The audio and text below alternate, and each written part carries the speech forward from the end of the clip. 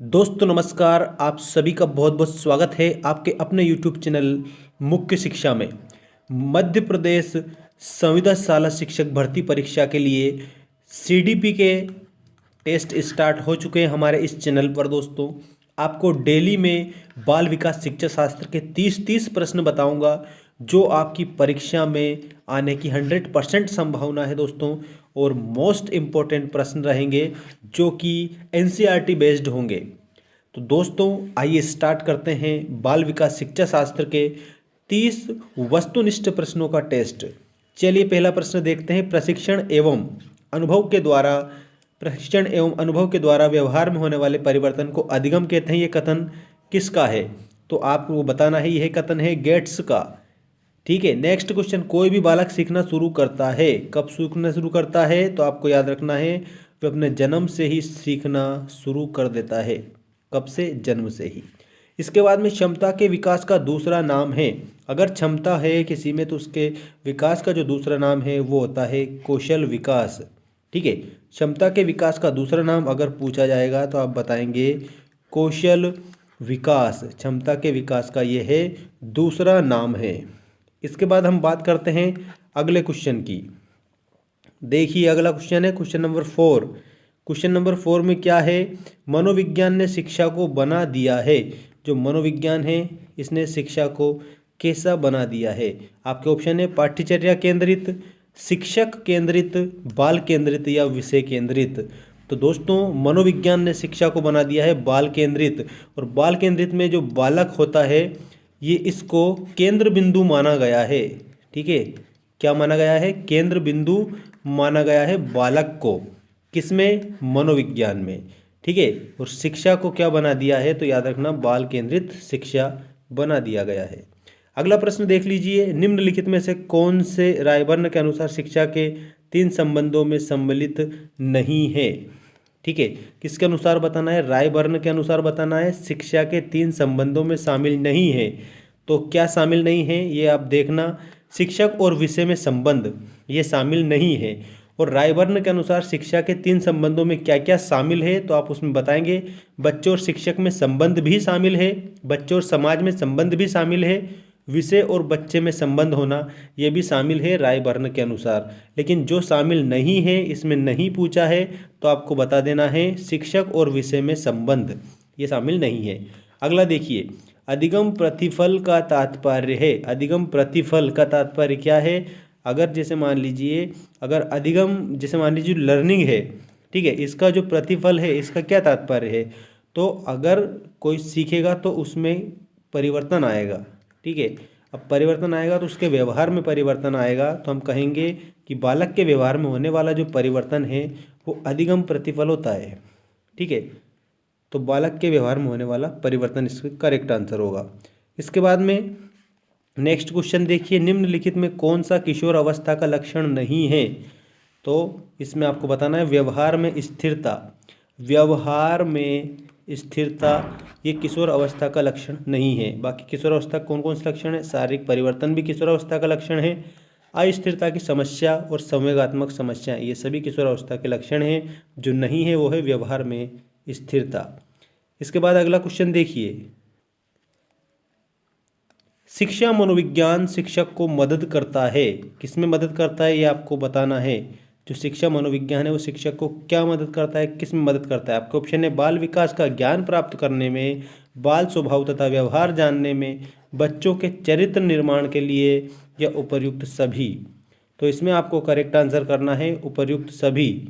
क्योंकि याद रखेंगे आप, बाल विकास का ज्ञान प्राप्त करने में भी शिक्षा मनोविज्ञान आवश्यक होता है, बालक के स्वभाव तथा व्यवहार को जानने के लिए भी शिक्षा मनोविज्ञान आवश्यक होता है, और बच्चों के चरित्र निर्माण के लिए भी शिक्षा मनोविज्ञान आवश्यक होता है। इसलिए हम करेक्ट आंसर करेंगे उपर्युक्त सभी के लिए।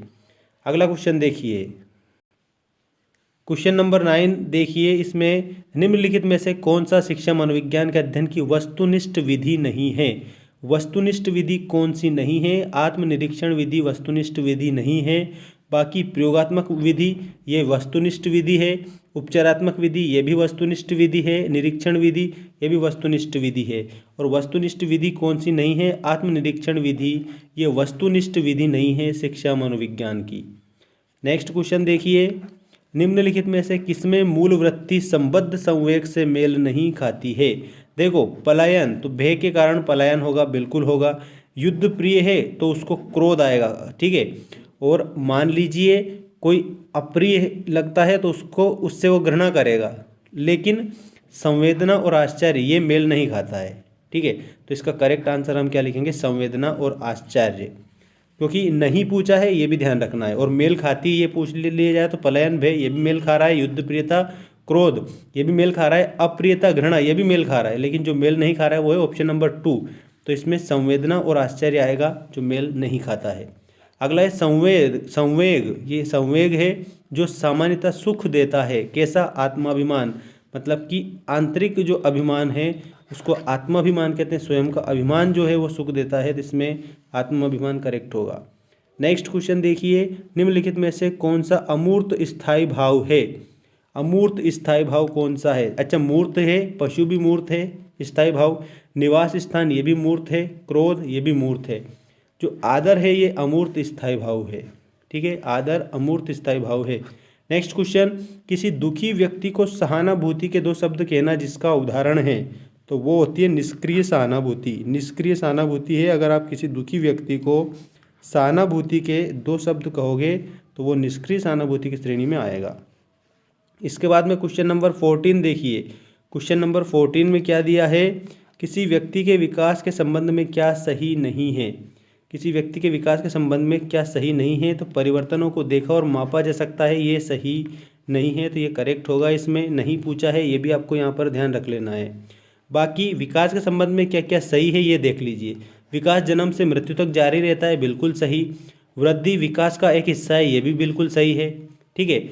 और इसमें गलत पूछा है, परिवर्तनों को देखा और मापा जा सकता है, बिल्कुल नहीं देखा जा सकता है, ना ही मापा जा सकता है, ठीक है। क्योंकि परिवर्तन जो है वो अचानक एकदम से नहीं होते, धीरे धीरे भी होते रहते हैं, ठीक है। उनको देखा या मापा नहीं जा सकता है, ठीक है। परिवर्तनों को देखा और मापा जा सकता है, नहीं देखा जा सकता। तो इसका करेक्ट आंसर होगा ऑप्शन नंबर 3।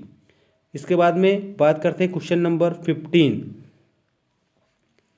देखिए, स्टेनले हाल के अनुसार किशोरावस्था वर्तमान की शक्ति और भावी आशा को प्रस्तुत करता है। किशोरावस्था बड़े संघर्ष, तनाव, तूफान एवं विरोध की अवस्था है। तो इसका स्टेनले हाल ने कहा था कि किशोरावस्था बड़े संघर्ष, तनाव, तूफान और विरोध की अवस्था है। कई बार ऐसे पूछ लेंगे वो किशोरावस्था बड़े संघर्ष, तनाव, तूफान और विरोध की अवस्था है, किसने कहा? तो आप बताएंगे स्टेनले हाल ने कहा है। नेक्स्ट देखिए, निम्नलिखित में से कौन सी किशोरावस्था की विशेषता नहीं है? तो तीव्र समायोजन किशोरावस्था की विशेषता नहीं है। तीव्र समायोजन, ठीक है। और किशोरावस्था की विशेषता 3 विशेषता देख लीजिए। शारीरिक विकास एक किशोरावस्था की विशेषता है, समूह का महत्व किशोरावस्था की विशेषता है, मानसिक विकास ये भी किशोरावस्था की विशेषता है, लेकिन तीव्र समायोजन ये किशोरावस्था की विशेषता नहीं है, ठीक है। बात करते हैं क्वेश्चन नंबर 17 की। आज 30 क्वेश्चन डिस्कस करेंगे, ध्यान रखना अच्छे से। थकावट और बीमारी जैसे मुख्य रूप से कारक प्रभावित करते हैं। थकावट और बीमारी ये कारक हैं, मुख्य रूप से किसे प्रभावित करते हैं? तो बच्चे का जो शारीरिक विकास है उसको प्रभावित करते हैं। संवेगात्मक विकास को प्रभावित नहीं करते हैं, संकल्प शक्ति को भी प्रभावित नहीं करते हैं, आत्मविश्वास को भी प्रभावित नहीं करते हैं। बच्चे के शारीरिक विकास को थकावट और बीमारी, ठीक है, ये क्या करते हैं? प्रभावित करते हैं। बीमारी और थकावट बच्चे के शारीरिक विकास में बाधक तत्व माने गए हैं, तो ऑप्शन नंबर 2 इसका करेक्ट होगा। अगला देखिए, सीखना विकास की प्रक्रिया, किसने कहा? वुडवर्थ ने कहा है।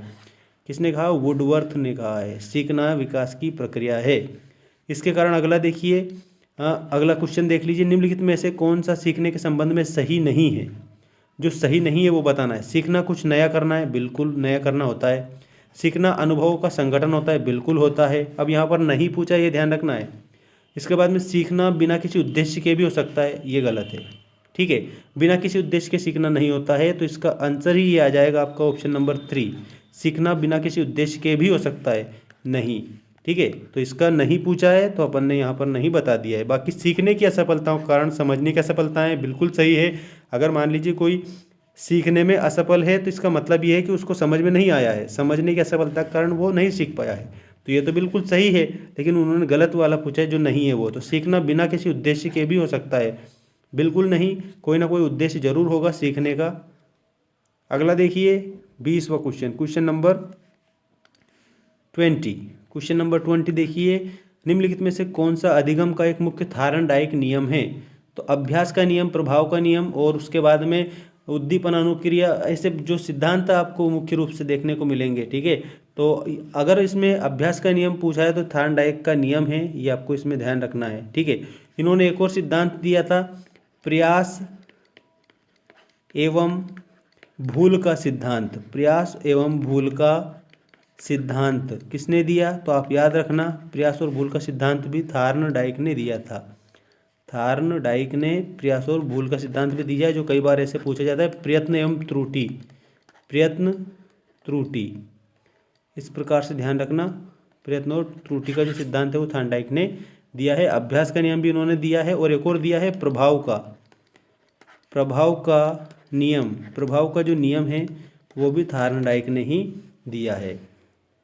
इसके बाद में देखिए नेक्स्ट क्वेश्चन, निम्नलिखित में से कौन सा प्रभावी अधिगम का अवरोधक नहीं है? अवरोधक नहीं है, अधिगम की परिस्थिति ये अवरोधक नहीं होता है। बाकी अवरोधक क्या है? प्रेरणा का अभाव, ये भी अवरोधक है, ये भी अवरोध उत्पन्न, जीवन से ना जुड़ना ये भी अवरोध उत्पन्न कर देगा। ठीक है, तो अवरोधक जो नहीं है वो बताना है, तो अधिगम की परिस्थिति अवरोधक नहीं होती है। अगला है, कंप्यूटर की किस इकाई में जटिल गणनाएं करने की क्षमता होती है? तो केंद्रीय प्रोसेसिंग यूनिट, ठीक है, सीपीयू जिसको बोला जाता है। देखिए इसके बाद में आपका अगला क्वेश्चन, निम्नलिखित में से कौन से शिक्षण अधिगम सामग्रियों से संबंधित एक गतिविधि सहायक सामग्री नहीं है? गतिविधि सहायक सामग्री नहीं है तो ये ओवरहेड प्रोजेक्टर ये गतिविधि सहायक सामग्री नहीं है। अगर पूछा जाए गतिविधि सहायक सामग्रियाँ कौन कौन सी है, तो नाटक भी है, प्रदर्शन भी है, क्षेत्र भ्रमण भी है, इसे मान सकते हैं। ठीक है, गतिविधि होती है नाटक में, प्रदर्शन में भी होता है गतिविधि, क्षेत्र भ्रमण में भी गतिविधियाँ होती है, तो ये गतिविधियों के अंतर्गत आते हैं। और ये ओवरहेड प्रोजेक्टर ये किसी भी गतिविधि के अंतर्गत नहीं आता है। अगला देखिए, कक्षा कक्ष में संप्रेषण का प्रकार है, क्या है? शाब्दिक अंतःक्रिया, अशाब्दिक अंतःक्रिया, दोनों। कक्षा कक्ष में संप्रेषण का प्रयास जो होता है या प्रकार जो होता है उसमें शाब्दिक अंतःक्रिया भी होती है और अशाब्दिक अंतःक्रिया भी होती है, तो ए एवं बी दोनों करेक्ट होगा। 25वां क्वेश्चन देखिए, अनुदेशन का प्रणाली उपागम है, कैसा है? समस्या केंद्रित है। अनुदेशन का प्रणाली उपागम समस्या केंद्रित होता है। ठीक है, समस्या केंद्रित। नेक्स्ट क्वेश्चन देखिए, समूह विधियों द्वारा सीखने का उदाहरण है। समूह विधियों के द्वारा सीखना का याद रखना, इसमें वाद विवाद, तो इसमें भी एक दूसरे से मतलब इकट्ठा होकर अपन कह सकते हैं कि अपनी बातों को कह सकते हैं, वो उनकी बातों को कहेंगे, तो ये वाद विवाद होगा एक प्रकार से। और कार्यशाला में भी वाद विवाद जैसी स्थिति हो जाती है, बहुत सारे इकट्ठे होकर वो कार्य करेंगे कोई भी। विचार गोष्ठी में भी सारे अपने अपने विचार रखते हैं। और इन्होंने क्या बोला? समूह विधियों द्वारा सीखने का उदाहरण है, तो ये वाद विवाद भी है, विचार गोष्ठी भी है, कार्यशाला भी है, तो इसका करेक्ट आंसर होगा ये सभी।